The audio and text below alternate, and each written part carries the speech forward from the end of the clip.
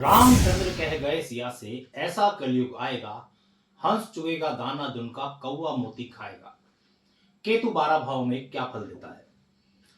ये व्यक्ति के जीवन में त्याग, वैराग्य, गूढ़ ज्ञान, अस्थिरता का कारक है। पहले भाव में अगर केतु है तो आदमी आत्मचिंतनशील होगा, गूढ़ ज्ञान का ज्ञाता होगा, रहस्यमयी स्वभाव वाला होता है, आत्मविश्वास की कमी होती है, मानसिक अस्थिरता हो सकती है, जीवन में संघर्ष और असामान्य घटनाएं होती हैं उसके। सेकंड हाउस के अंदर अगर केतु है तो धन और परिवार से उसकी दूरी होगी, वाणी में कटुता या चुप रहने की उसकी प्रवृत्ति होगी, खान पान की समस्या या पेट से जुड़ी हुई बीमारियां उसको हो सकती हैं। तीसरे भाव का जो केतु होता है वो क्या करता है? साहसी, चतुर और आध्यात्मिक रुझान देता है। छोटे भाई बहनों से उसके संबंध जो है वो प्रभावित हो सकते हैं। लेखन, मीडिया और गुप्त सूचनाओं से जुड़े हुए कार्यों में उसे सफलता मिलती है। चौथे भाव का केतु क्या करता है? माता के स्वभाव पर, जो उसका स्वभाव और स्वास्थ्य पर नकारात्मक प्रभाव डाल सकता है। पारिवारिक सुख में उसकी कमी आती है, व्यक्ति को अपने घर से दूर रहना पड़ता है या विदेश में चला जाता है। पंचम भाव का जो केतु होता है वो संतान से जुड़ी हुई समस्या उसको हो सकती है, परिवार में और उसके पढ़ाई के अंदर जो है उसमें बाधा आ सकती है।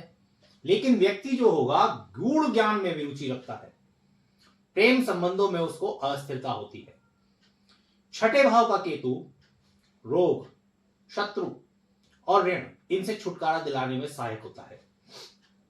व्यक्ति अपने शत्रुओं को हराने के लिए सक्षम होता है और अचानक स्वास्थ्य संबंधी उसे कोई समस्या आ सकती है। सातवें भाव का जो केतु होता है विवाह में देरी या दाम्पत्य जीवन में समस्याएं पैदा करता है। जीवन साथी आध्यात्मिक, रहस्यमयी या फिर विदेशी हो सकता है, दूसरी जात का भी हो सकता है। व्यापार में उसे साझेदारी से बचना चाहिए। आठवें भाव का जो केतु होता है व्यक्ति को तंत्र मंत्र, गुप्त विद्याएं और शोध में रुचि रहती है। अचानक लाभ और हानि के योग बनते हैं।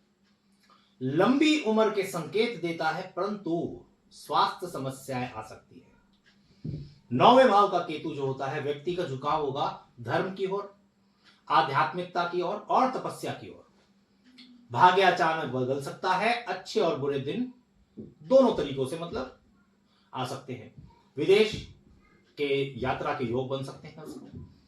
10वें भाव का केतु करियर में अप्रत्याशित उतार चढ़ाव आते हैं, एकदम से ऊपर एकदम से डाउन। व्यक्ति जो करियर में स्वतंत्र मतलब रहना चाहता है, नौकरी में जो है उसके अस्थिरता हो सकती है। आध्यात्मिक गुरु या रहस्यमय विद्या से उसकी जुड़ाव हो सकता है।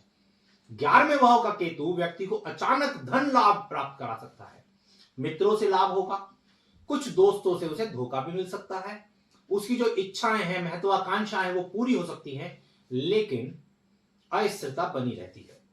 12वें भाव में जब केतु होता है मोक्ष, आध्यात्मिकता की ओर उसका झुकाव होता है। विदेश यात्रा और अकेलेपन का योग बनता है।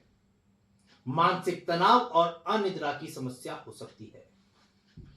मित्रों, केतु जिस भाव में होता है वहां से भौतिक सुखों को दूर करता है और आध्यात्मिक या रहस्यमय प्रभाव डालता है। यह व्यक्ति जो होगा वो गूढ़ ज्ञान और आत्मज्ञान की ओर से प्रभावित करेगा। बाकी जो कुंडली की और ग्रहों की स्थिति है उससे भी हम पूरा ज्ञान प्राप्त करते हैं कि कुंडली क्या कह रही है। केवल एक ग्रह को देखकर पूरी कुंडली का विश्लेषण नहीं हो सकता। राम राम जी।